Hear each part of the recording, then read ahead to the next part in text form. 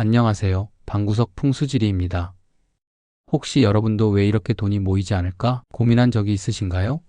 열심히 일하고 계획적으로 돈을 모으려고 해도 자꾸 예기치 못한 지출이 생기고 돈이 모이지 않는다면 집안 환경에 문제가 있을 가능성을 한번 점검해 보셔야 합니다.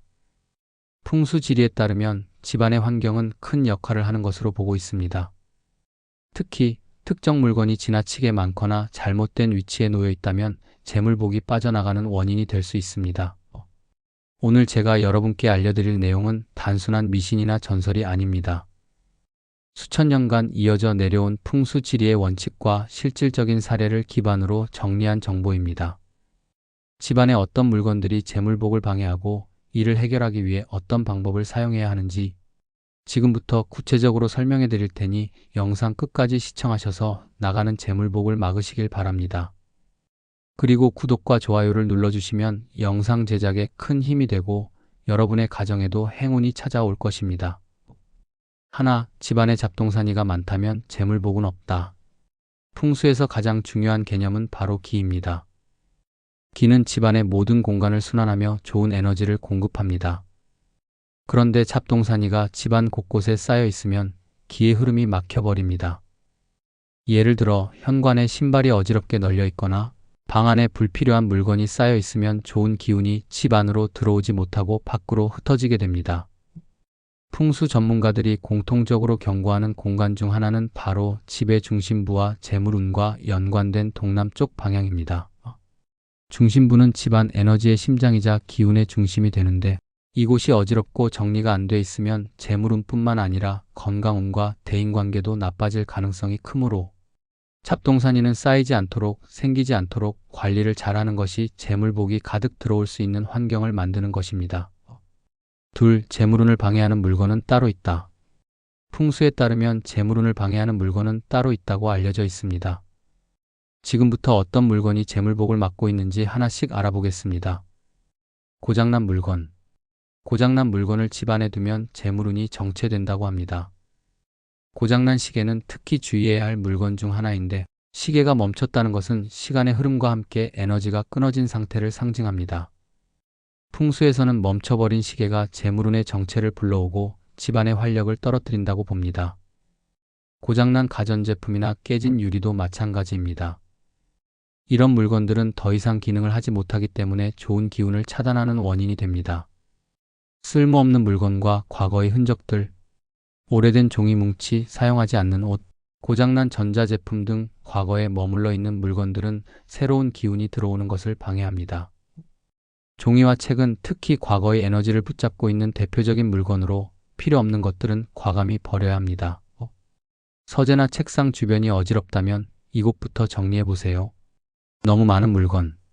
풍수에서는 단순함과 깔끔함을 강조합니다.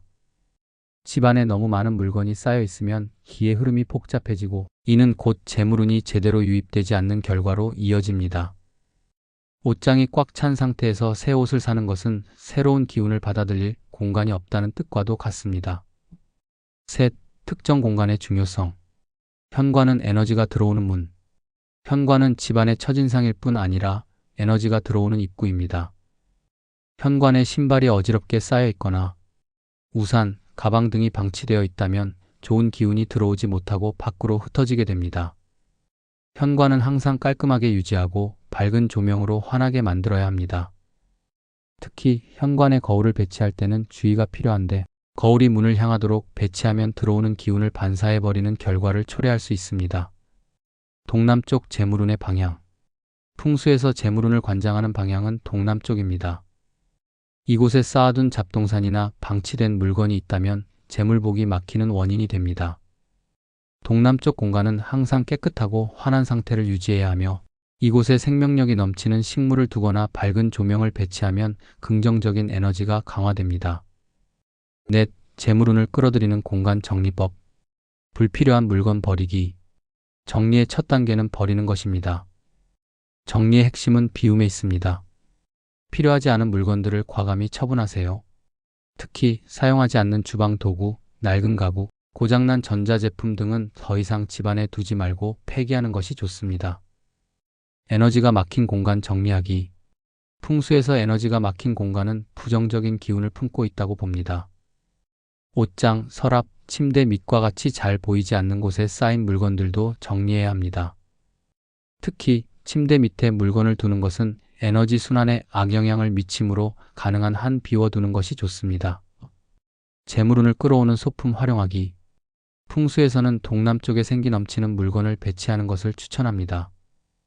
예를 들어 풍수의 상징인 금전수돈나무나 대나무는 재물운을 끌어들이는 데 효과적인 식물입니다. 또한 황금색이나 초록색 소품을 활용하면 재물운을 더욱 강화할 수 있습니다. 5. 풍수를 통해 변화한 실제 사례. 어떤 사람이 풍수로 변한 사례를 소개해 드릴게요. 이분은 사업이 점점 어려워지고 예상치 못한 지출이 늘어난다며 풍수 상담을 요청하셨습니다. 집을 둘러보니 현관에 오래된 신발들이 쌓여 있었고 동남쪽 방에는 사용하지 않는 물건들로 가득 차 있었습니다. 이분께 현관을 정리하고 동남쪽 방의 잡동사니를 치운 뒤 금전수를 배치하도록 제안했습니다. 몇 주 후 그분은 사업이 점차 회복되고 고객들과의 관계도 원활해졌다고 말씀하셨습니다. 집안 환경을 바꾸는 것만으로도 삶이 달라질 수 있다는 것을 보여주는 사례입니다. 6. 작은 변화가 큰 복을 부른다. 집안의 환경은 눈에 보이는 것보다 더 많은 영향을 미칩니다. 풍수의 원칙에 따라 집안에 불필요한 물건을 정리하고 공간을 정돈하면 긍정적인 에너지가 들어오고 재물운이 강해질 것입니다. 오늘부터 여러분의 집을 한번 점검해 보세요. 어떤 물건이 여러분의 재물복을 방해하고 있는지 찾아내고 필요한 변화를 시작해 보시길 바랍니다. 좋은 기운이 넘치는 집을 만드는 것이 재물복의 첫걸음입니다. 정리된 집이 주는 편안함과 긍정적인 에너지를 느껴보시길 바랍니다.